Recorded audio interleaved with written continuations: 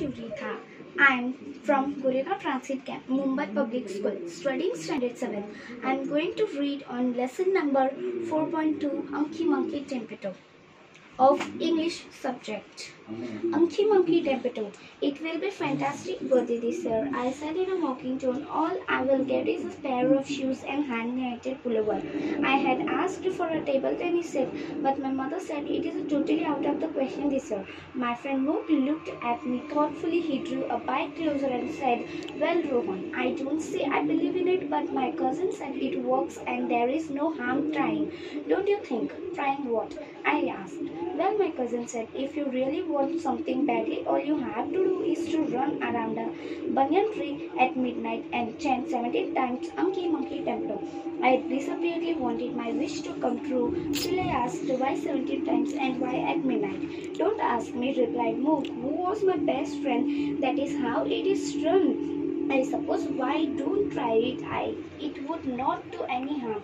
I thought it was all nonsense. Besides, I couldn't think of any banyan tree in our neighborhood. There was one in old Mr. Grover's garden, but who dared to enter her garden? Not me, and not at midnight. Mr. Grover had been the principal of our school till last year. On look from her piercing pale green eyes was enough to silence Beulah's like wrinkled Lal of class 10. I had seen it happen with my own eyes. Forgot it, I asked. However, the thought kept haunting me till the day before my birthday, and I just could not think of anything. Okay, I said to Mook, if you come along with me, I will go to Mr. Grover's garden tonight and do it. Why should I come along? Asked Mook. I have no secret wish. Come on, let us go and wish for my table tennis set. So at 10 minutes to 12 and I met at the back of old Mr. Grover's garden. We climbed and sat on the boundary wall. We looked down into the garden, which lay dark and silent in the dim light of the moon.